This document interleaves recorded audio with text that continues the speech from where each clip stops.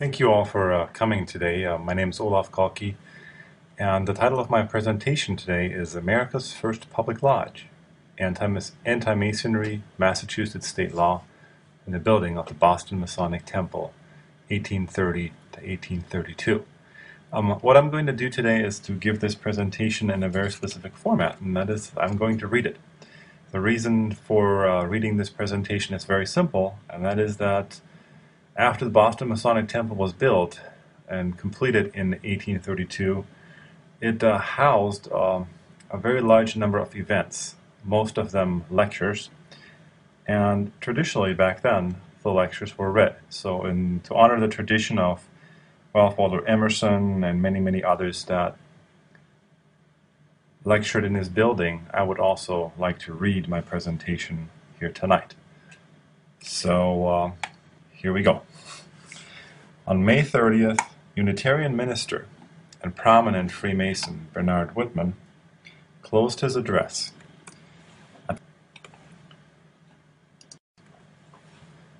Brethren, with approving consciences and appealing to the searcher of hearts with the purity of our intentions, let us now proceed to the closing act of consecration. We dedicate this Masonic temple to the glory of the supreme architect of the universe. Here may he be worshipped in spirit and truth. Here may he shed down the richest of spiritual blessings. We dedicate it to intellectual improvement. Here may the wise freely impart their knowledge. Here may the young be qualified for distinguished usefulness. We dedicate it to social enjoyment. Here may no uncharitableness be felt or manifested. Here may the cords of brotherly love be strengthened. We dedicate it to practical charity. Here may the claims of the destitute be stated and realized. Here may the streams of benevolence rise and flow forth to gladden many hearts.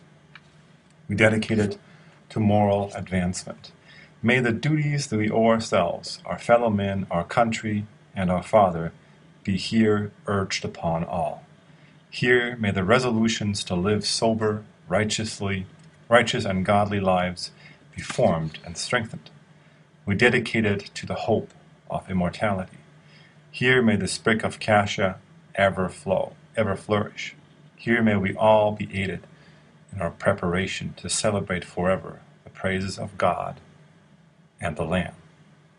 Whitman's words concluded a lengthy speech that was published the same year as a 44-page book, and marked the end of a 30-year struggle of the fraternity of ancient, free, and accepted Masons to establish their first own building in the city of Boston. Built between 1830 and 1832, the Boston Masonic Temple represents a radical departure from other buildings created by this American fraternity. Rather than being exclusively private space, this temple was created as a multi-use facility that merged the private character of lodge rooms with the public nature of large lecture halls. Masonic activities on one floor were complemented by the public function of the temple on another. The goal of this presentation is to examine two aspects of this, for its time, highly unusual multi-purpose project, and to uncover the complex acts of spatial negotiation that ultimately led to the completion of the building. First, I would like to argue in this paper here that the building must be understood as an intent to allow the Masonic fraternity to survive in times of adversity.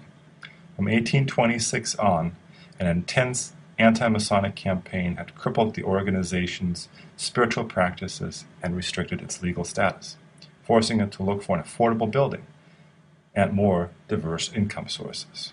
For the several existing Masonic lodges in the city of Boston, the oldest of which dates back to 1733, the building thus constitutes what I call a spatial fixing, a new era of geographic stability for the relatively mobile fraternity that was forced to move between several rental facilities prior to 1830. The purchase of a building and the property ownership provided a private space for the persecuted fraternity to practice its own rituals at a time of intense scrutiny and slander.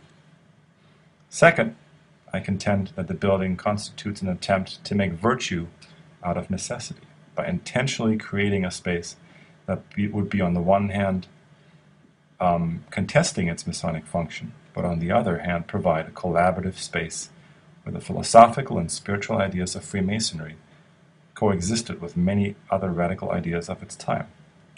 As I will show in this paper, the building attracted a number of rental clients who utilized the lecture hall, dining room, and schoolrooms for the dissemination of their often no less radical or controversial ideas. By the time the legal restrictions on Freemasonry were beginning to be lifted in 1841, the Boston Masonic Temple had become a sought-after social venue that had housed an experimental school, provided home for the American Lyceum movement, and had given emerging scholars, such as Ralph Waldo Emerson, a platform for their radical theology, allowing him to launch his career as a writer and as a public speaker. In summary, what I'll uncover here is how an act of persecution was turned into a creative act of resistance.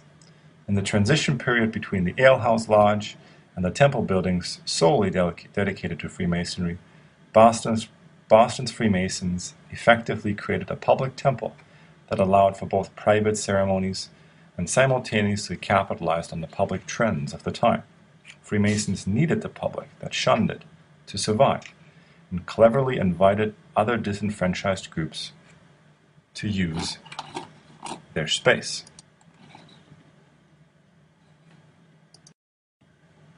The historical origins of Freemasonry are the subject of much debate. Facts and myths regarding its origins are often hard to distinguish, and a coherent reconstruction of its organization is impossible before the 18th century.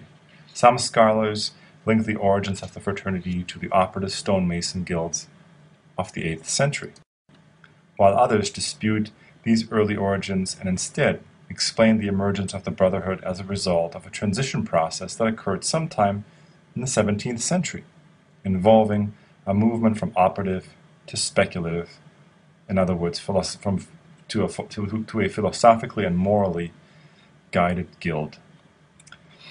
Yet others view Freemasonry as a continuation of the medieval Knights Templar order, or link it to the creation of the Royal Society or the Rosicrucian movement of the 17th century.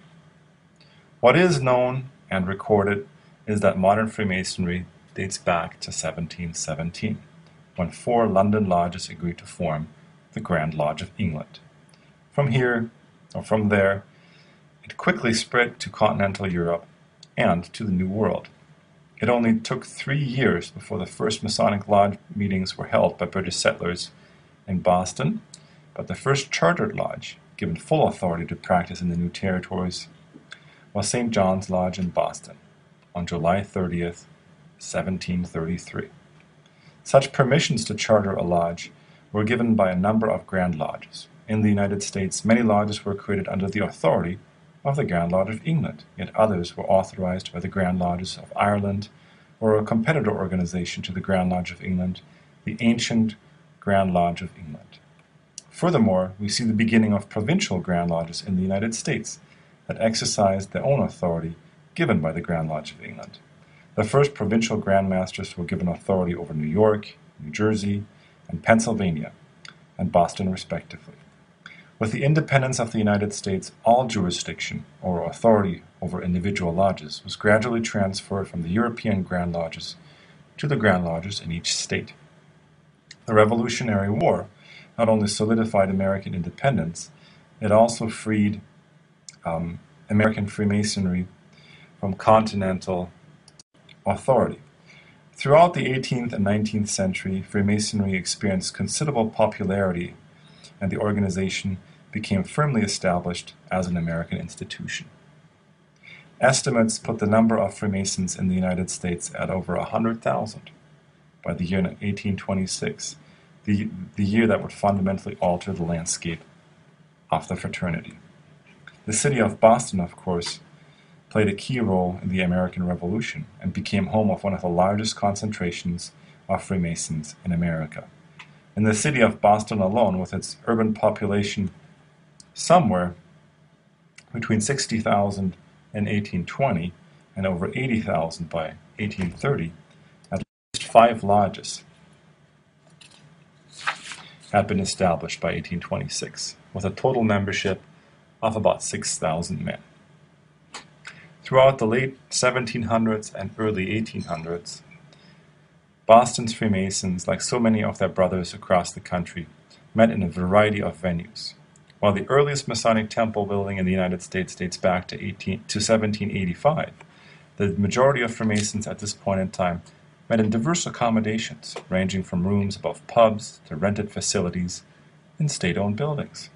William Moore, quoting a Masonic reporter in 1870, writes that, quote, previous to 1826, the majority of country lodges were held in taverns. Generally, the upper room or ballroom was reserved for that purpose.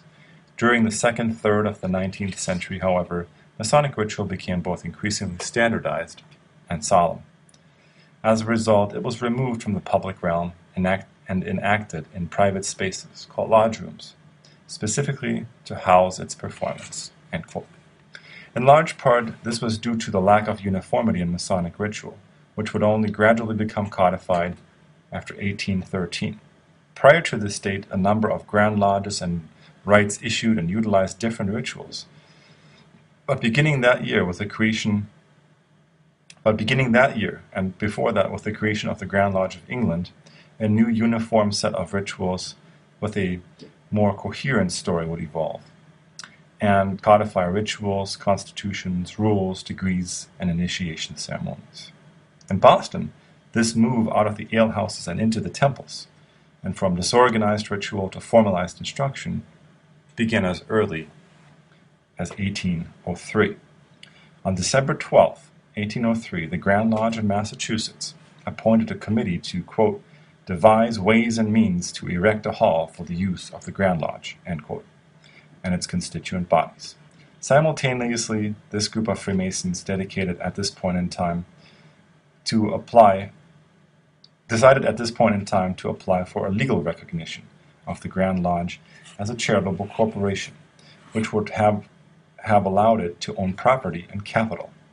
Grand Lodge records indicate that the committee did not follow through on its charge, and no action was taken. 6 years later on the day, on December 12, 1809, the committee was again charged to procure the rights for the Grand Lodge to secure land and a building for its constituent lodge. But after another unsuccessful year with no actions taken, the committee was finally dismissed by the Grand Master Isaiah Thomas. The denial to achieve incorporation is perhaps not surprising, since it was relatively rare to do so in the early 1800s. Most businesses were run by sole proprietors and limited partnerships, and were based on small-scale production. The beginning of the Industrial Revolution and the availability of technology for mass production, however, facilitated a need to pool large amounts of capital for the purchase of equipment. In Massachusetts, the state Supreme Court decision of Vose versus Grant in 1818 laid the foundation for the introduction of limited liability, and thus the establishment of large-scale corporations. Furthermore, all incorporations had to be approved by the state legislature back then, rather than by registering and paying a fee at local authorities.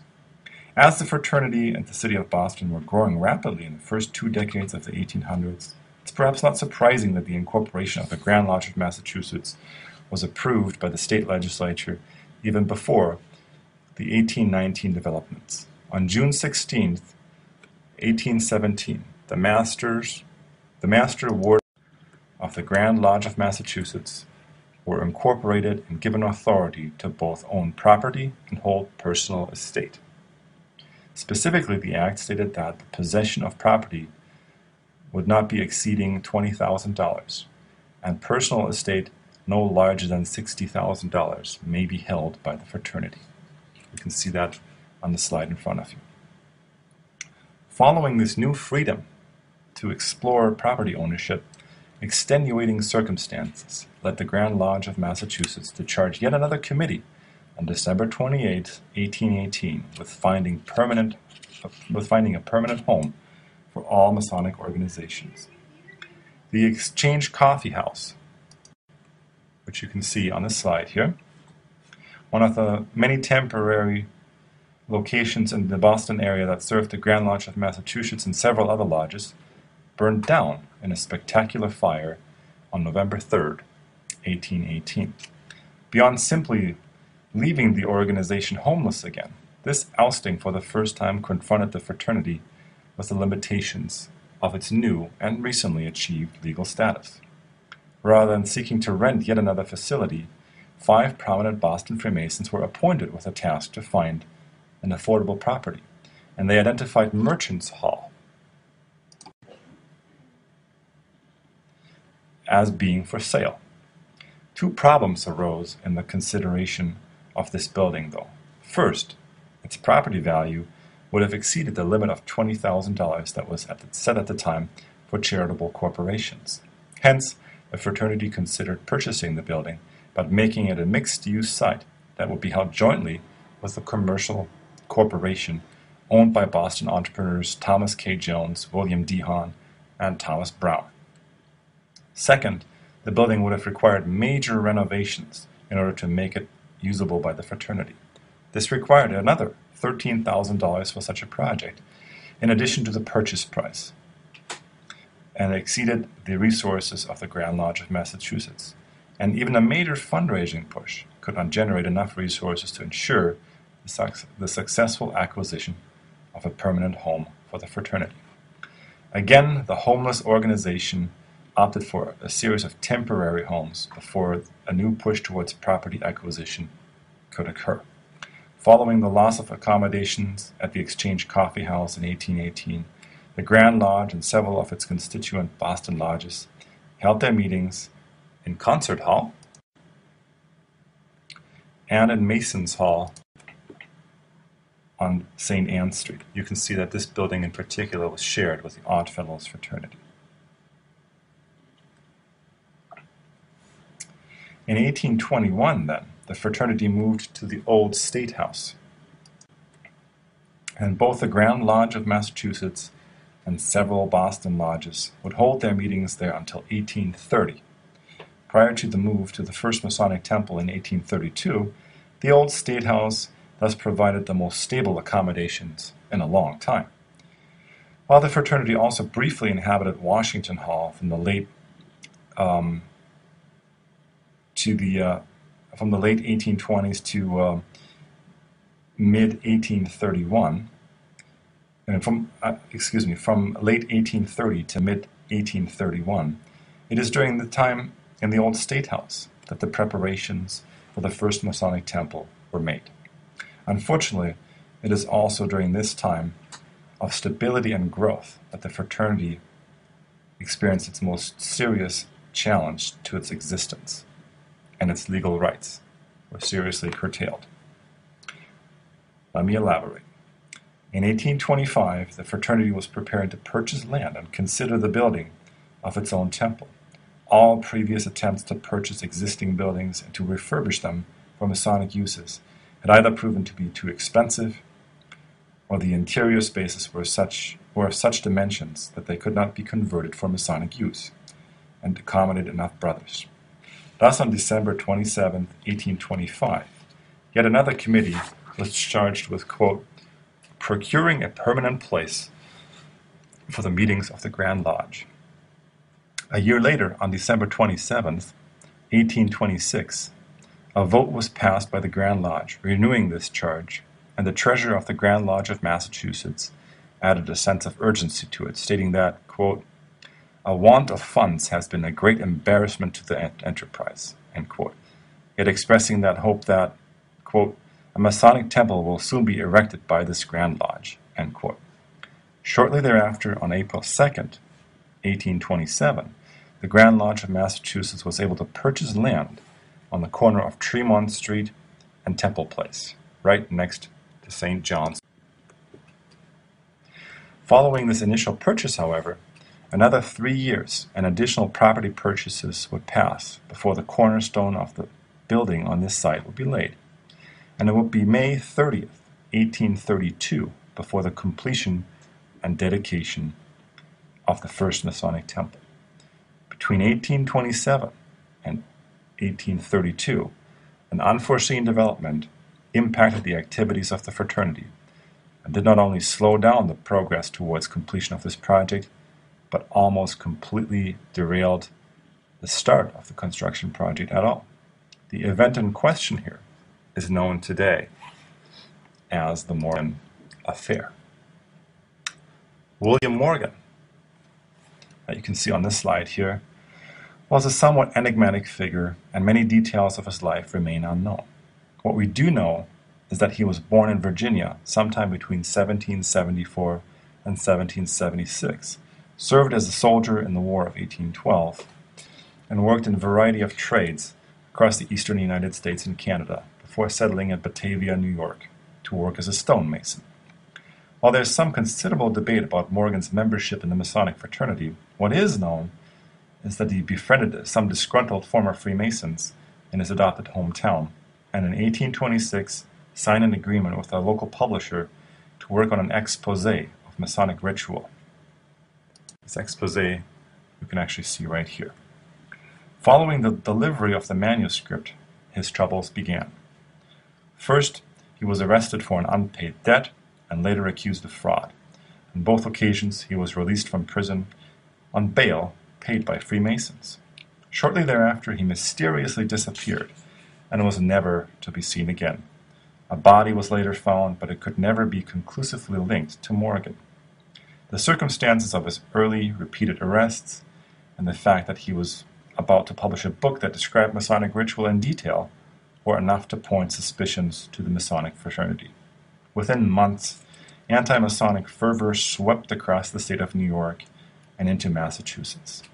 Local and national anti-Masonic organizations and parties were formed, and a series of legal acts against Freemasons were implemented by state governments. As Locke states, quote, "In 1827, these malignant features of anti-Masonry appeared in Massachusetts. In the years following, it was rampant in politics and in churches and in country towns, assuming a distinct form of party organization," end quote. Massachusetts citizens elected a number of anti-Masons to the legislature, which shortly thereafter passed a law, quote, "making it a criminal offense for any person to administer or take an extrajudicial oath." Following the law, and honoring the tradition that Masonic initiation requires a solemn oath, the record of Massachusetts Lodge in the city of Boston, for example, indicates that it did not raise any new members between the years of 1829 and 1841. Despite, or perhaps of this immediate impact on membership, Massachusetts Freemasons nevertheless continued in their quest to build their temple. 3 years after the initial purchase of the property in the city, in September 1830, a Grand Lodge committee, after examining many lots of land, selected a site that from the portions of the state then known as Washington Gardens, and further funds were approved to allow for the constructions of the building on this site. Just a month later, on October 14, 1830, the cornerstone of the First Masonic Temple in Boston was laid after a public procession from Faneuil Hall to the construction site on Tremont Street. While the first lodge meetings were already being held in the building in late 1831, the official dedication and opening of the building did not occur until May 30th, 1832, during which Bernard Whitman spoke the words that I opened my presentation with. Ultimately succeeding in the completion of the temple, the years between the selection of the site, the cornerstone laying, and the dedication illustrate the strong anti-Masonic sentiments that prevailed in Boston at the time. First, there was public dissent and slander. Hurd, for example, argued that, quote, "such was the excited state of the public feeling at this time against Freemasonry that it was no holiday affair to take part in public Masonic services. It required no small degree of backbone to stand up under the insults and jeers which Masons were then assailed with in public and in private," end quote. Second, and perhaps most importantly, the completion of the temple, in spite of public resistance against it, created a significant legal problem for the fraternity.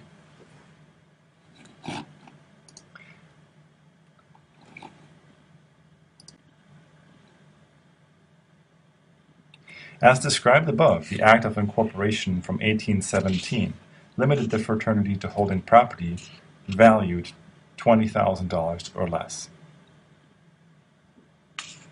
As the building was constructed, it became quickly obvious that additional funds were needed. The Grand Lodge borrowed money from Harvard College.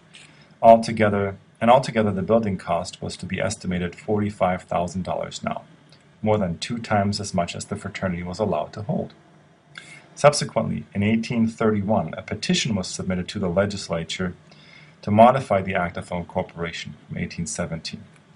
Rather than $20,000 in real estate and $60,000 in personal estate, the Grand Lodge requested to hold a maximum of $60,000 in real estate and $20,000 in personal property. In other words, it wanted to reverse the terms here.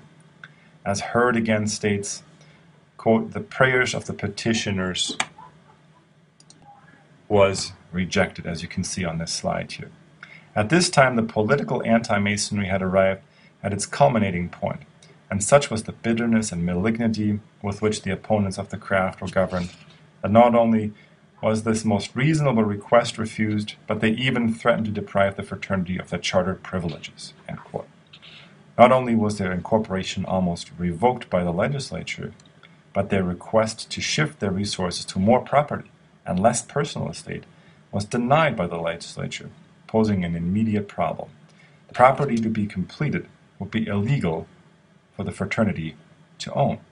So what they had just invested in was all of a sudden illegal.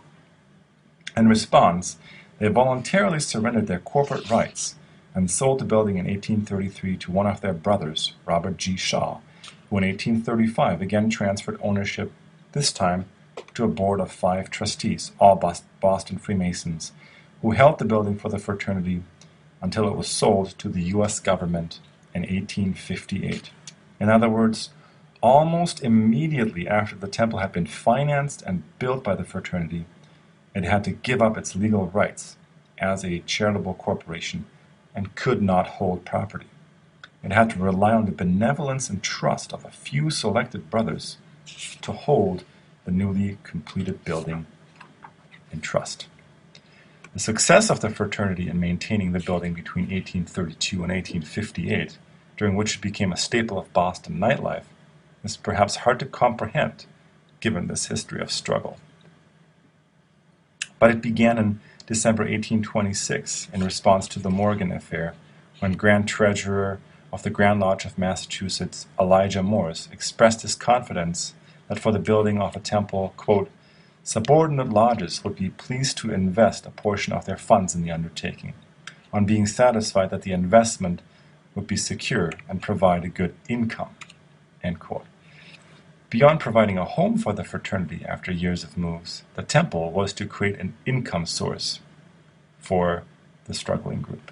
With membership stagnant after 1829, the completion of the temple was paramount, not only because the building was needed by the homeless organization, but because it planned to use it as an investment by creating a multi-use facility. This is perhaps not surprising, since the organization itself had survived in multi-use facilities for years and shared spaces with businesses and other fraternal organizations, such as the Odd Fellows, as you've seen in the previous slide. In the interest of time here, I will not elaborate much more on the details of the second part of my paper that describes the interactions of the fraternity with its tenants in the building, but what I do want to do is give you a quick impression of how the temple was designed as a multi-use facility and who utilized the temple in those days. The temple was built as a multi-story facility with a lodge room on the top floor, complete with offices for the individual lodges that were using the facility. On the remaining floor, a large lecture hall, another hall that was often used for dining, and a basement, and basement accommodations for schoolrooms could be found. According to the plans laid out by the Grand Lodge of Massachusetts, on at least 3 nights a week, the temple would be open for public events, including lectures, discussions, and dinners. Subsequently, a long list of organizations utilized the temple, among them the Society for the Diffusion of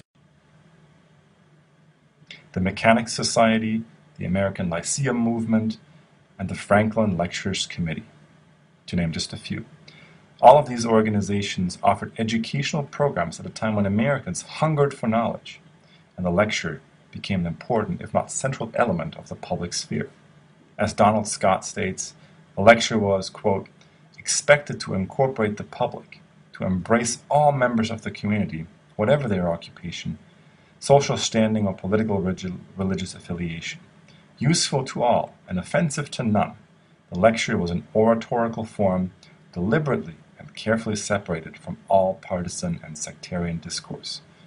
Finally, the lecture was delivered in at least neutral, if not clearly designed, public space, usually the town hall or another auditorium of sufficient size to accommodate all who may wish to attend." End quote. Events at the temple often included a dinner, thus offering a night out in town for many of Boston's citizens. What my research further elaborates is the relationship between radical religious movements of the time and Freemasonry, which no doubt resulted in the fact that the new temple offered a safe place for emerging scholars to express their ideas.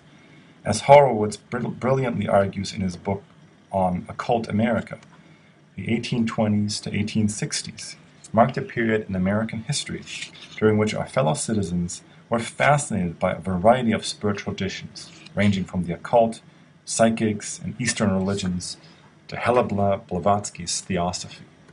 In the 1840s and 1850s, the Boston Masonic Temple, as the home for an ecumenically oriented, some might say deist fraternity that shunned dogma and embraced esoterical ideas, became the home of many radical spiritual thinkers that challenged the church dogma of the day. Perhaps the most well-known of such thinkers is Ralph Waldo Emerson, who began lecturing in the temple as early as 1835 and gave many of his most famous orations in the building. In addition, the temple served as a playground for pedagogical experiments of the day, namely by housing the temple school that you can see in this slide here. And the temple school was Bronson Alcott, Elizabeth Peabody, and Margaret Fuller's experiment with progressive pedagogy in a co-ed school that in 1839 also admitted a first female mixed-race student. In summary, the building of the Masonic Temple must be understood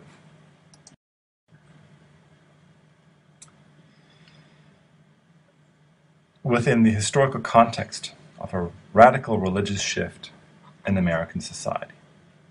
What I hope to have shown here is that Freemasonry, as a fraternal organization under oppression, gathered other sympathetic movements and created a public forum for radical thought. It was the popularity of American transcendentalism and Ralph Waldo Emerson that provided such new income source. Representatives of this new spiritual movement found a home for the regular public lectures in the Masonic Temple. An intense philosophical dialogue between Freemasons and Transcendentalists emerged. It enriched both spiritual traditions as well as secured the financial stability of the fraternity. In my next presentation, I will focus exactly on this relationship between Freemasons and Transcendentalists and talk a little bit more and elaborate more on this relationship between Emerson and the Freemasons. Most importantly, I will also draw on some of the parallels in Masonic philosophy and the actual work of Ralph Waldo Emerson to show the striking similarities in these kinds of ways of thinking. Thank you for attending tonight.